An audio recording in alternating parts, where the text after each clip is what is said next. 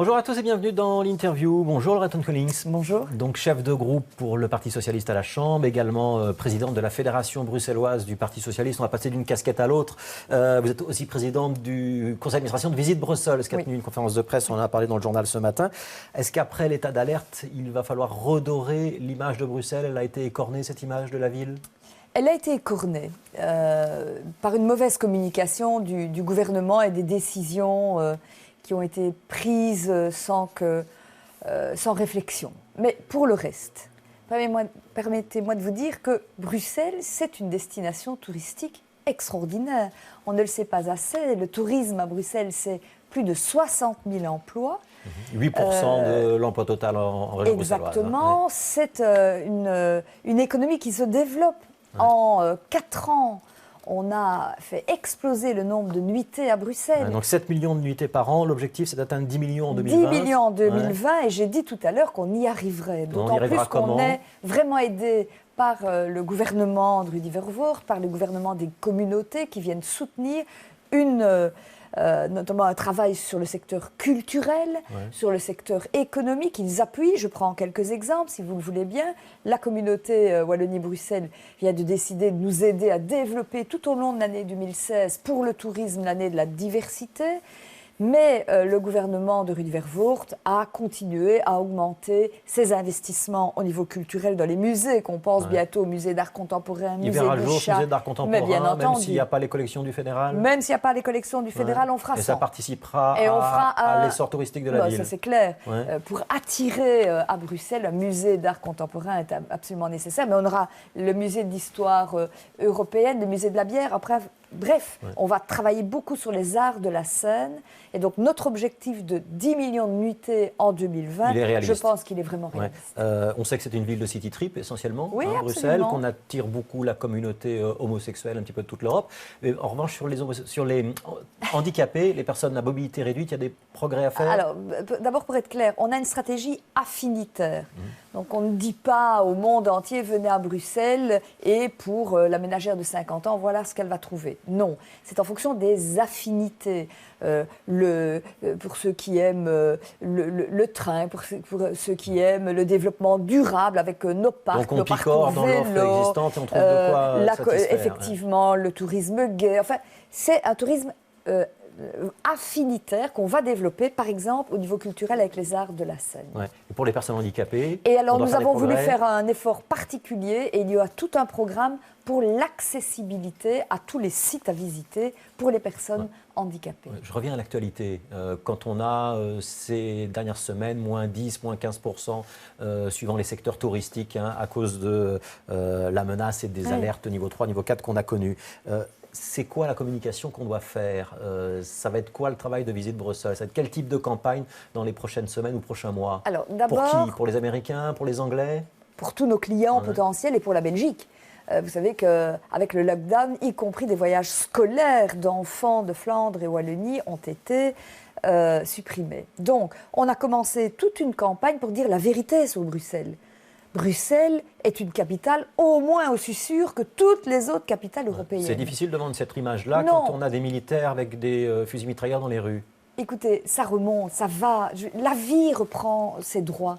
C'est extraordinaire à constater que, après avoir été une région fermée, la vie a bousculé un petit peu tous ces murs et tous ces chars. Et j'étais notamment ce week-end à Plaisir d'hiver, mais c'était blindé de monde. Donc on a tourné dans la les page, terrasses, autour des échoppes, dans les attractions. Donc, pour le moment, et on voit d'ailleurs au niveau du taux d'occupation dans nos hôtels. Ça repart. Ça repart, c'est à 70%. Donc je pense que vraiment la vie reprend ses droits et c'est très bien. Alors je voudrais revenir sur la gestion de la crise. Vous avez dit il y a peut-être eu des erreurs de communication du fédéral. Dans le sentiment qu'il y a eu un premier temps d'union nationale, tout le monde était derrière le gouvernement, il n'y a pas de critique, et qu'aujourd'hui les langues se délient un petit peu. Qu'est-ce qui n'a pas été dans cette gestion de la crise par le Conseil de sécurité fédéral qui s'est appuyé ou qui a discuté en tout cas avec la région bruxelloise? Ma conviction, c'est que s'il y avait eu un problème à Anvers et pas à Bruxelles, on n'aurait pas fait Anvers lockdown 6 jours. Voilà, ça c'est vraiment ma conviction. Il fallait prendre des mesures de sécurité. Et là, j'ai soutenu le gouvernement pour les mesures de sécurité. On ne badine pas avec la sécurité. Mais il y a eu une psychose. Donc 6 jours, c'était trop? Mais il y a eu une psychose. Écoutez, on nous a dit clairement, il faut faire attention parce qu'il y a peut-être un risque pour des grands événements et des galeries commerçantes, peut-être aussi pour le métro. Donc, dans n'importe quelle ville au monde, on sécurise cela avec des agents supplémentaires. Ici, ce que l'on a fait, ce n'est pas plus de sécurité, c'est plus de sécurité, plus la fermeture de la région. Et il y a eu une psychose parce que les uns et les autres ont voulu se montrer. Monsieur Reinders, il est allé partout dans le monde en disant qu'il y a des djihadistes qui étaient armés dans les rues. C'est quoi ça comme folie? Vous avez eu Madame de Bloch avec Monsieur Yambon qui dit « et les hôpitaux, et les services de secours ». C'était du n'importe quoi pour être entendu. Et ça ne va pas, parce que ça atteint une région, ça atteint sa réputation et ça a fait peur à la population. Mais les exemples que vous pointez, c'est de la communication, ce n'est pas les décisions en tant que telles. Les décisions, on ne devait pas avoir un lockdown, donc ça c'est une décision. On devait avoir tout de suite des mesures de sécurité en plus. Je vais vous donner un exemple de comparaison. On a eu des attentats à Londres, on en a eu à Paris, on a eu avant à Londres. Jamais il y a eu de lockdown, c'est-à-dire jamais ces villes, ces régions n'ont été complètement fermées avec les écoles, les musées. Est-ce qu'on a puni Bruxelles? Est-ce que c'est ça que vous êtes en train de nous dire? Je dis qu'on a peut-être pris Bruxelles un peu trop à la légère. Et qu'on n'a pas considéré les intérêts de ces entreprises et des habitants? C'est ça le sous-entendu? D'abord les intérêts des habitants. Les habitants ne peuvent pas vivre dans la psychose comme ça a été fait. Les enfants ne peuvent pas vivre dans la psychose. Ça ne va pas non plus de se dire, bon, il y aura bien un coupable. Et si on prenait un bourgmestre de Molenbeek, peut-être serait coupable. On n'a jamais vu ça au monde, quand il y a eu des attentats, qu'on essaie de trouver quelqu'un comme ça de coupable. Donc je dis qu'on a pris ça à la légère. Alors. Mais effectivement, union nationale, c'est-à-dire que dans les moments de grande crise, on ne commence pas à faire un jeu majorité-opposition, on soutient des mesures de sécurité, mais j'ai toujours dit que c'était sous bénéfice d'inventaire, c'est-à-dire qu'avec le recul, on regarde ce qui s'est passé et on fait le bilan. Mesures de sécurité, il y en a 18 proposées par le gouvernement. Oui. Vous allez en soutenir combien sur les 18? Oh, j'en sais rien. On va avoir une discussion à partir de demain. Il y a des... Vous avez dit globalement qu'il y en a la plupart avec lesquels vous êtes d'accord. Il y a une partie sur laquelle je suis d'accord, mais je constate qu'il y a un manque absolu, rien sur le financement du terrorisme. Donc vous avez fait 3 propositions de loi que vous avez présentées hier. Et on continuera. Oui. L'idée c'est quoi? C'est d'élargir la cellule transparence, information financière, elle aurait plus de pouvoir, c'est ça? D'abord, comment expliquer ça simplement?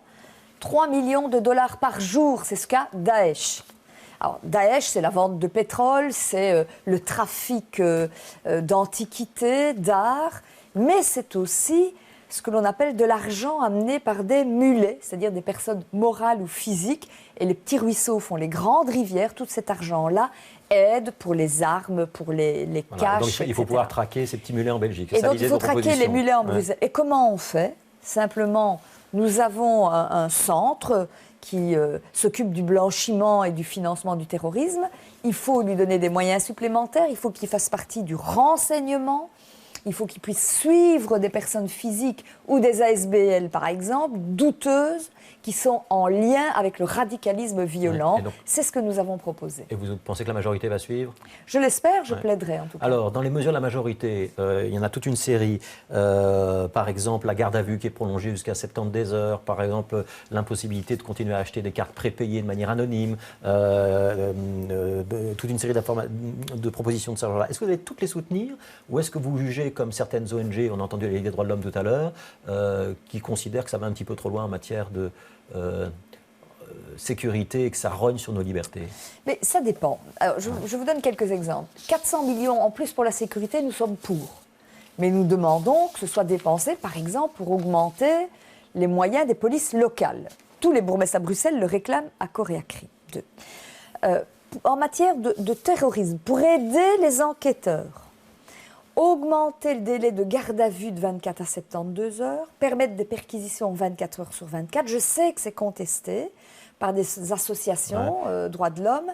Une surenchère sécuritaire qui est inutile et inapplicable pour les droits de l'homme. Pour autant que ce soit bien circonscrit au terrorisme, parce que ça rogne sur nos libertés individuelles, mais pour autant que ce soit bien circonscrit au terrorisme, je le soutiendrai, parce que tous les services le réclament et c'est être efficace pour lutter contre le terrorisme. Par contre, il y a des mesures qui sont d'abord pas efficaces et qui pose un petit problème quant aux libertés.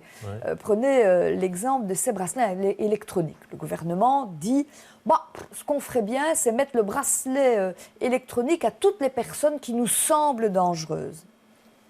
Ça semble bizarre. Donc, c'est toutes ceux qui reviennent de Syrie, en tout cas. Non. On ne parle pas de ça. Des personnes qui semblent un peu trop radicales. Donc ça, vous ne soutiendrez pas? Écoutez, d'abord, c'est totalement inefficace. Si la personne est dangereuse, un bracelet électronique, de toute façon, ça se coupe. Donc c'est totalement inefficace. Et puis c'est quoi ça? Ça veut dire que sans jugement, sans rien, on va commencer à mettre des bracelets électroniques à tout le monde. Donc c'est inefficace. Et là, la balance, sécurité, liberté individuelle n'y est pas. Alors, je vous pose la question sur les 18 mesures. Vous savez déjà combien vous en soutenez? Il y en aura plus de la moitié que je soutiendrai. Plus de la moitié que vous soutiendrez. Fusionner les zones de police, est-ce que vous acceptez d'en parler ou pas? Non. Et donc, ce sera non.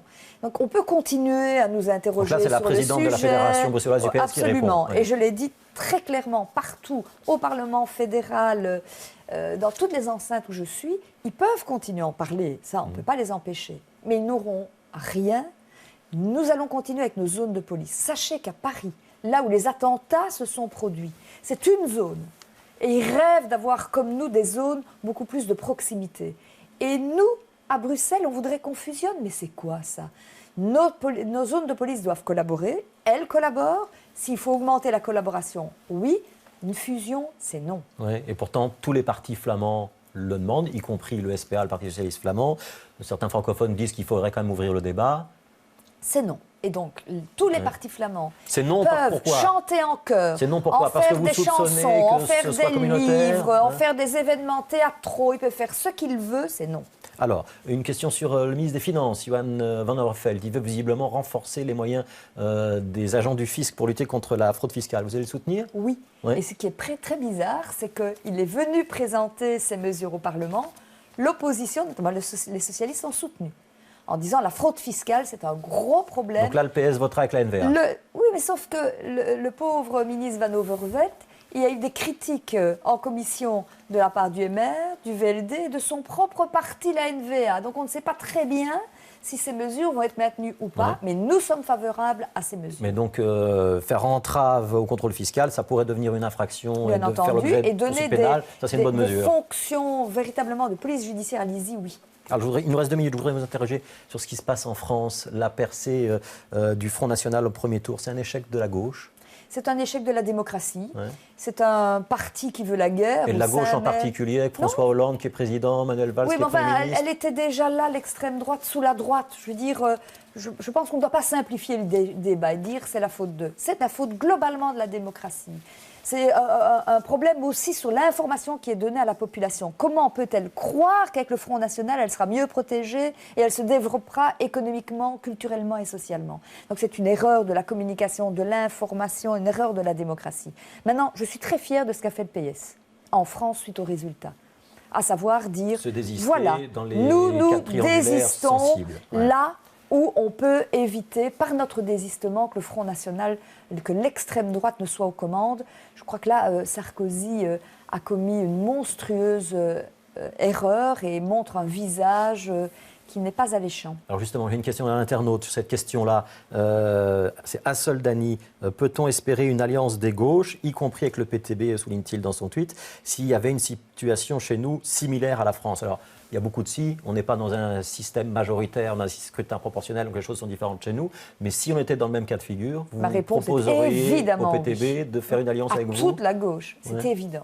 Ouais. Ce danger, il existe de voir une extrême droite francophone émerger en Belgique francophone? Il faut voir, pour le moment, effectivement, on a du côté francophone, en tout cas, toujours pu éviter qu'une extrême droite à la Marine Le Pen se développe, que ce soit en Wallonie, que ce soit à Bruxelles.